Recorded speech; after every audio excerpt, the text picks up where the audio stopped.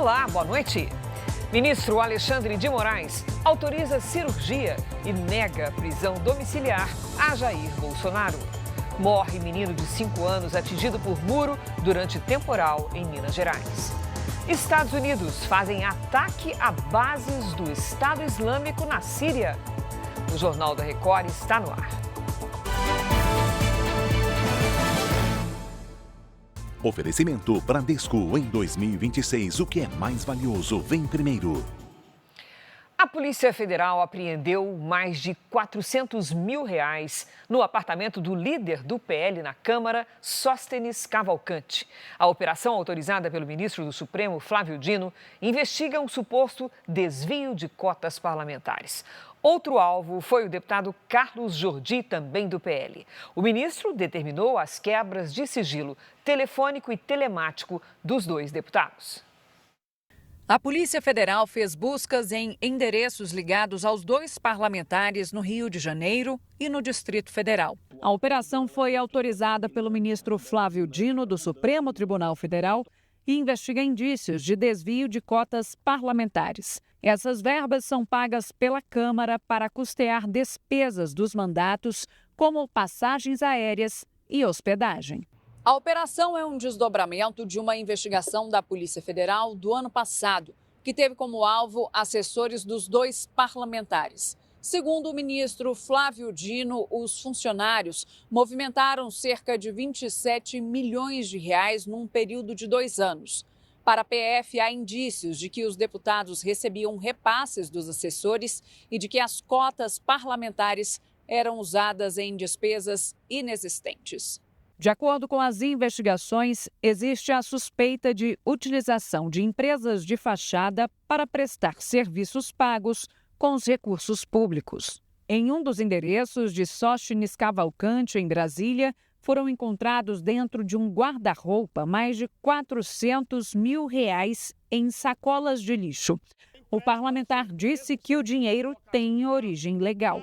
O valor encontrado em minha residência trata-se de recurso lícito da venda de um imóvel de minha propriedade.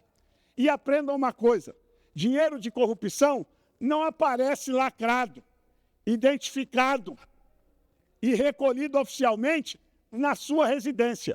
Quem quer viver de dinheiro de corrupção, bota em outro lugar.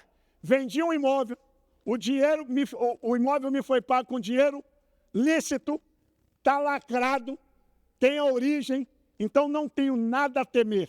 Já o deputado Carlos Jordi afirmou que a operação é uma perseguição. Estão fazendo novamente essa busca e apreensão covarde, alegando que eu teria desviado recursos da cota parlamentar para uma empresa de fachada com aluguel de carros, sendo que é a mesma empresa que eu alugo carros desde o início do meu primeiro mandato. O Congresso aprovou o orçamento da União para 2026 na última sessão do ano. O orçamento aprovado destina quase R$2 trilhões para o refinanciamento da dívida pública e mais de R$60 bilhões para emendas parlamentares, mais de 40 emendas de pagamento obrigatório. Ao mesmo tempo, o Congresso reduziu os repasses para programas sociais. O texto vai à sanção do presidente Lula. O ministro Alexandre de Moraes autorizou que Jair Bolsonaro passe por uma cirurgia, mas negou a prisão domiciliar ao ex-presidente. Vamos a Brasília ao vivo conversar com a Jaqueline Frison, que ela tem os detalhes para a gente. Oi, Jaque, boa noite. Afinal, qual é o grau de emergência dessa cirurgia? Aparentemente, o laudo indica que é uma cirurgia eletiva, isto é, pode-se escolher a época, é isso mesmo?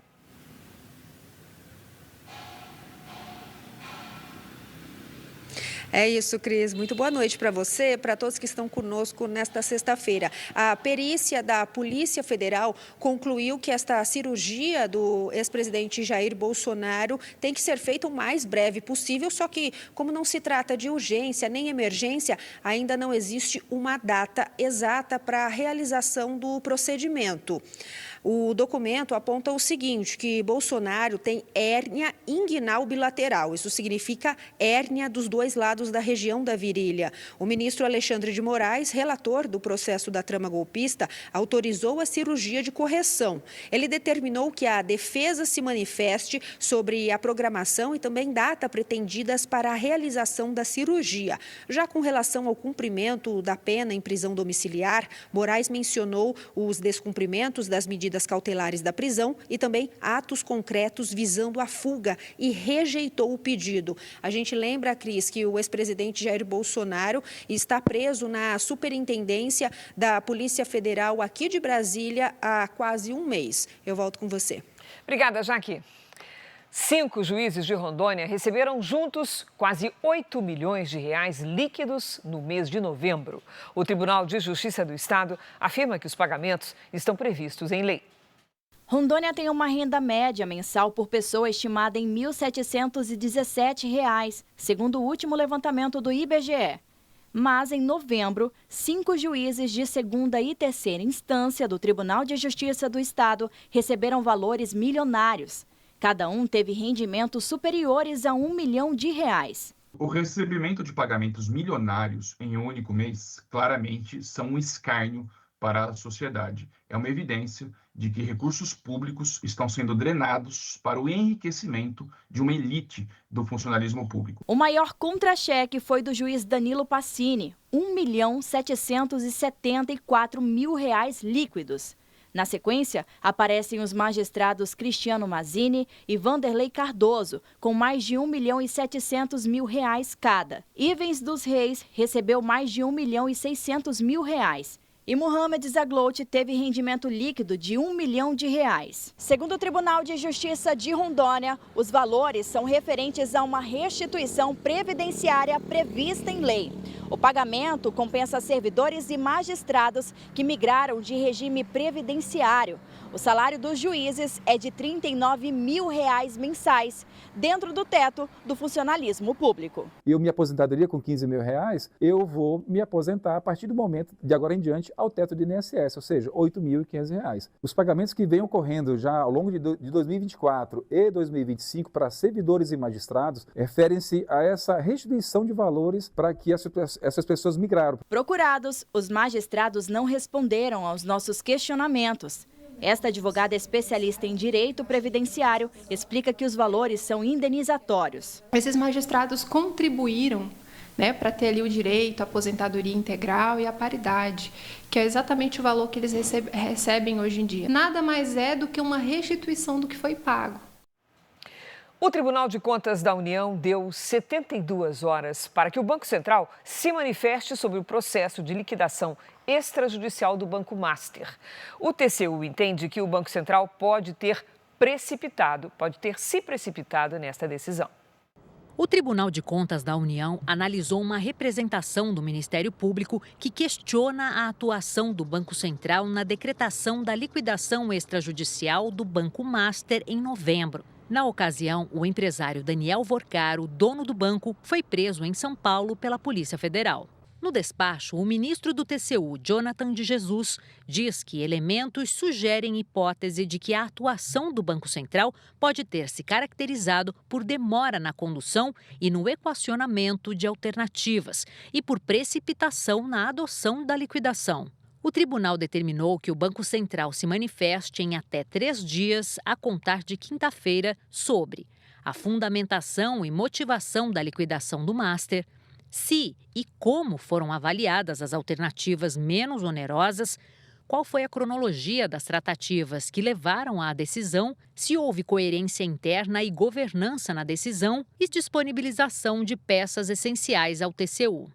A decisão do Tribunal de Contas da União tem natureza introdutória e cautelar e não condena o Banco Master. O foco do despacho do ministro Jonathan de Jesus é claro: quem precisa dar explicações é o Banco Central. O objetivo do tribunal é preservar o valor da massa liquidanda do Master, evitar atos irreversíveis durante a apuração e ouvir as explicações técnicas que basearam o processo de liquidação.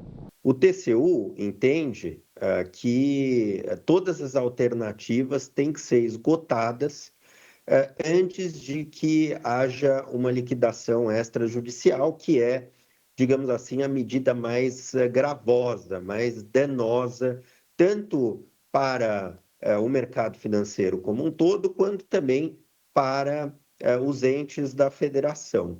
E a ideia do TCU é que deve ser esgotada toda a possibilidade de solução de mercado antes que haja uma ação irreversível e tão gravosa quanto a liquidação extrajudicial.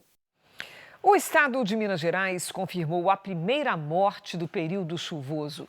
Pablo Nascimento chega ao vivo com a informação. Pablo, que notícia triste, uma criança de apenas 5 anos. Olá, Cris. Exatamente, viu? Notícia triste, infelizmente. A vítima é um menino de 5 anos que foi soterrado quando um muro desabou sobre a casa da família dele na cidade de Sabará, que fica aqui na região metropolitana de Belo Horizonte, na última terça-feira. Luíde de Jesus chegou a ser socorrido e estava internado até então. Segundo o Corpo de Bombeiros, esse deslizamento foi provocado pelas chuvas intensas. Os pais e 2 irmãos de 7 e 10 anos estavam também nesse mesmo imóvel e sobreviveram. Cris. Obrigada, Pablo. Foi encontrado o corpo do motorista que desapareceu em uma enxurrada na região metropolitana de São Paulo. Fábio Luiz Araújo, de 58 anos, desapareceu durante uma forte chuva que caiu em Guarulhos na terça-feira. O carro dele foi arrastado pela água. O homem conseguiu sair do veículo, mas foi levado pela correnteza. Já são pelo menos 8 mortes provocadas pelas chuvas neste mês de dezembro em São Paulo. Os Estados Unidos atacaram mais de 70 alvos do grupo terrorista Estado Islâmico na Síria. Caças e helicópteros foram usados no bombardeio. A operação foi uma resposta à morte de 2 soldados americanos que estavam em missão no país. O presidente Donald Trump disse que o governo sírio aprovou o ataque. Uma pesquisa apontou que as taxas de juros de empréstimos consignados podem quase dobrar de um banco para o outro. Lucelma tem 59 anos, mora com a filha e os netos. Ela é aposentada por invalidez e usa boa parte da renda na compra de remédios. Se eu não tomar, eu posso parar de andar, posso ficar toda com o corpo trevado. Com o orçamento apertado, ela decidiu simular um empréstimo consignado. Descobriu que o valor ficaria muito alto e desistiu. R$2.000 que eu achava que era para começar, né? Ele vai te ajudar agora, que é a hora que você está precisando. Só que lá na frente, você vai continuar com as dívidas. Uma pesquisa do Procon de São Paulo mostra que o banco escolhido e o perfil do consumidor são fatores importantes para determinar a taxa de juros do empréstimo consignado, que pode mais do que dobrar. Foram analisados 6 bancos. A maior diferença encontrada foi no empréstimo de 48 meses para funcionários de empresas privadas. Os juros podem variar de 2,6% a 5,3% ao mês. Na prática, quem pega R$2.000 emprestados pode pagar no final R$ 3.564 com os juros menores ou R$ 5.627 com as taxas maiores para quitar a dívida. O consignado ele tem ali um componente de uma taxa menor, porque ele traz mais segurança para o banco em termos de risco, mas ainda assim é uma taxa muito elevada, principalmente no cenário de juros altos. Para quem precisa do empréstimo, a recomendação é pesquisar e evitar propostas feitas por telefone ou aplicativos. Orientamos os consumidores a adquirir esse tipo de empréstimo, a contratar esse empréstimo, principalmente de forma presencial, justamente para que ele possa ter acesso mais facilitado às informações essenciais, como a taxa de juros mensal que é cobrada, o valor mensal que ele vai pagar e, ao final, qual é o valor total que ele deve pagar. Para os aposentados, existe um teto na cobrança de juros. Ainda assim, os valores podem variar. E é importante acompanhar o extrato do INSS para ter certeza de que não existem descontos indevidos. Lucelma ainda paga um consignado antigo de mais de R$500 por mês, um peso no orçamento. Quando a gente está no sufoco, essas propostas brilham nos olhinhos da gente. Quer dizer, é uma saída. E no fim, quando você vai ver, não é uma saída. O governador de São Paulo, Tarcísio de Freitas, disse que o estado está pronto para assumir a perda de arrecadação com o fim do pagamento do IPVA de motocicletas de até 180 cilindradas. Estamos tranquilos em termos de fonte de compensação, então, em termos fiscais, não vai ter problema nenhum, está tudo tranquilo. E eu tenho certeza que vai ser um alívio bem-vindo para o trabalhador, para aquela pessoa que usa a moto ali todo dia, que precisava desse alívio, precisava desse incentivo, precisava dessa força aí do governo. A turma do rolê diário aí, a turma que está dando duro, a turma que está aí batalhando na entrega, tenho certeza que vai ser muito bem-vinda aí essa medida. O Rio Grande do Sul registrou um aumento no número de resgates de gambás. Dona Rosimérica encontrou um filhote de gambá no quintal de casa. O resgate foi realizado pelo Serviço de Proteção Ambiental de Porto Alegre. Uma das cachorrinhas estava pegando e eu achei que era um rato.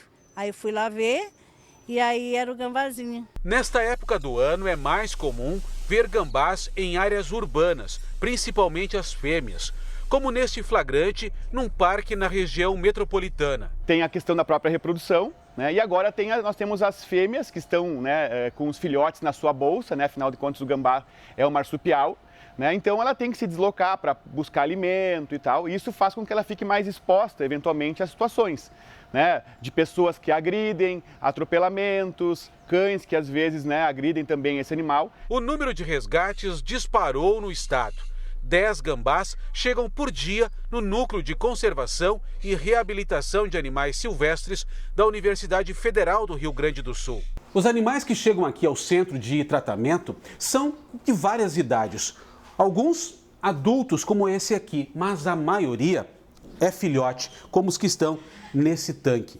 A espécie se desenvolve muito rápido. Isso quer dizer que em torno de um mês, um pouco mais, esses bichinhos aqui, ó, já vão poder ser devolvidos à natureza. A gente consegue receber gambás muito pequenos aqui, de 15 gramas, 20 gramas, e eles provavelmente na natureza não conseguiriam sobreviver. A espécie não oferece risco aos humanos, muito pelo contrário. Ele se alimenta daquelas ditas pragas urbanas que para nós nos incomoda bastante, como ratos, baratas e agora o escorpião amarelo, né? A lei protege animais silvestres como o gambá. Capturar, caçar, maltratar ou agredir é considerado crime. São essenciais, muito essenciais e não causam mal nenhum pra gente. Lá em Brasília, a gente chama esse bichinho de saruê. Fique agora com o Fala Que Eu Te Escuto. Boa noite, bom final de semana para você.